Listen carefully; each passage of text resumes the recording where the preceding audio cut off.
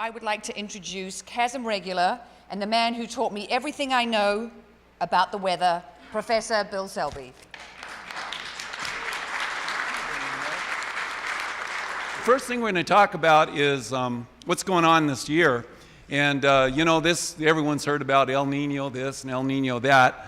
Today I hit the light red and I had to stop for 3 minutes and I thought, well, great, it's El Nino's fault, right?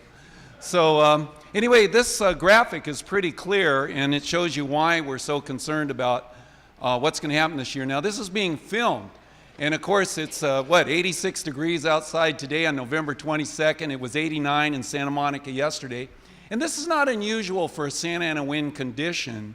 It's just a little bit warmer than usual when we have Santa Ana wind conditions in late November. Anyway, I'll get back to that in a second. This is a graph that shows previous years of rainfall in the Los Angeles area. It's about 14.5 inches for our region. Believe that or not, we get 14.5 inches of rain on the average. I know it's hard to believe after 4 years of drought. And on the left, you see all of the La Nina years. Those are years when the Eastern Pacific was cooler than normal. And you can see, generally speaking, on the left-hand side there, we get less rainfall than the average when the ocean temperatures in the Eastern Pacific are cooler than average. If you go to the right there, you see all of the El Nino years. And you can see as you make your way toward the right, the general El Nino years tend to be wetter than the La Nina years. And then when you go way over to your right, you finally get to the year that we're in, which isn't on there yet, but here's where I'm going with this. Those 4 bars that you see are the 4 greatest El Ninos in history. Does anyone see a trend? All right. And if you look at the last 2 bars, those are the 2 greatest El Ninos we've ever had, where water temperatures in the Eastern Pacific were warmer than they'd ever been. It was in 1983-84. Some of you might be old enough to remember that.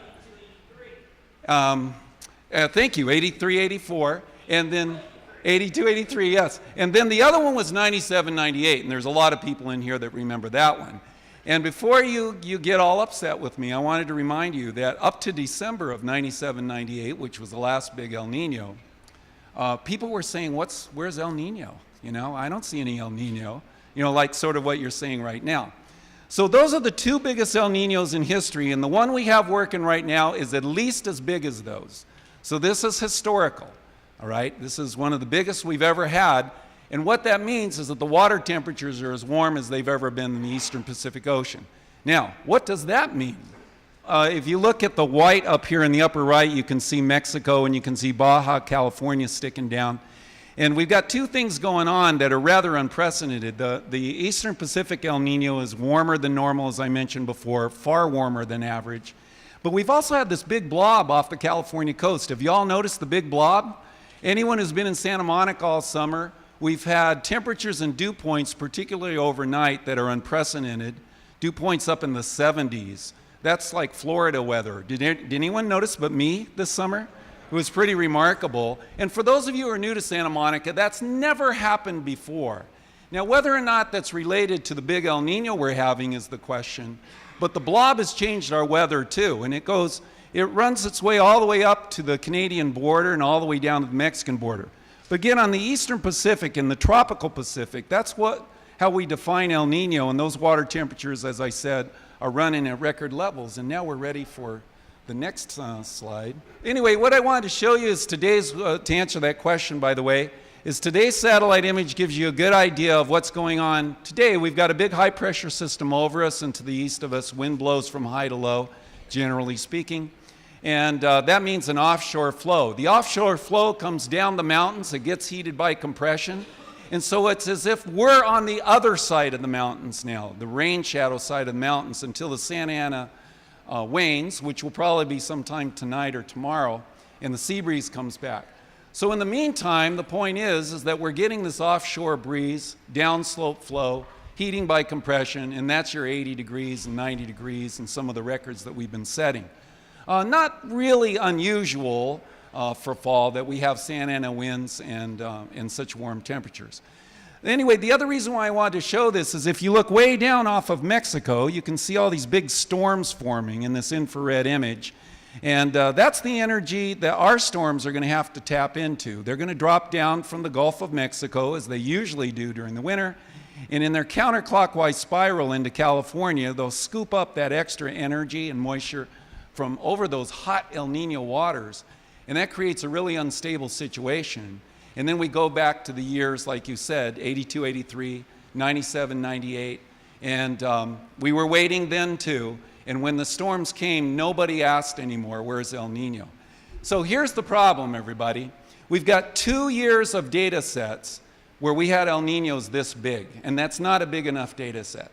And so there's a lot of risk here in trying to predict that we're going to have big rains and flooding. But the 2 years that we've had El Ninos like this, we've had big rains and flooding. So that's what we're expecting. You can kind of watch out for this sometime in December. And of course, January and February are typically our wettest months anyway. So that's when we're expecting this. So there's 3 websites I wanted to show you because I don't have time to talk about them all. The first one was the NOAA El Nino update. You can Google that and get that. Anybody can get that. The second one I showed you was the National Weather Service Forecast Office, which is in Oxnard. It covers this whole area. And so you can go online and get the latest weather information whenever you want. You don't have to watch the circus on TV. And then to find out what's been going on in the, as far as climate change goes, you can go to this NOAA, National Center for Environmental Information, and go to the global summary for October. You can see that here. And if you skim down, let's see. We have another thing the global, and oh, here, let's push submit, or if you could click submit on there. So it says Global Analysis 2015 October, and then we're going to hit that first one, and I think I can carry it from here. Okay, so a couple of other stats I wanted to show you. This is a little bit light, but it shows the hottest months in the history of the world since the late 1800s, all right?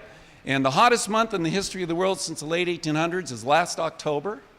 Second was last September. Third was last March of this year, January 2007, February 2015, June 2015, August 2015. These are all the hottest months ever recorded globally. That's from pole to pole since the late 1800s. So I think I see a trend there. Now let me see if and I wanted to show you this graph, again on the same website. And let me skim up a little bit there. And what you can see are all the hottest years ever recorded since we started recording in the late 1800s. And, well, let's see, it's 2015, 2014, 2010, 2013, 2005, 2009, and 1998 got in there too. But if you look at that top curve, that's this year. So that every single month that you see here has been far warmer than the warmest years ever recorded globally. And you can see that the trend is not going in the right direction. So let's give 2015 a round of applause and just say it's the hottest year we've ever recorded in history.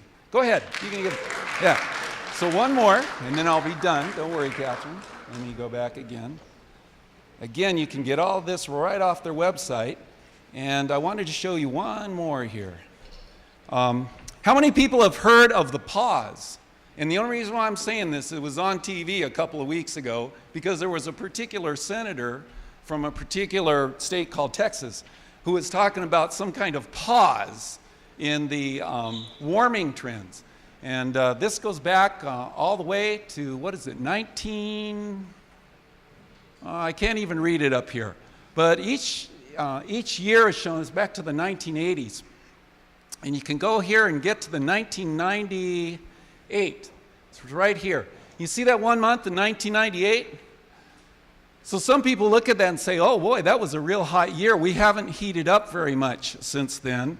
But remember, these are global temperatures. Does anyone see a trend here? Is every year hotter than the year after that? No, but it's a trend, and that's the trend that scientists and climatologists are looking at. There has been no pause.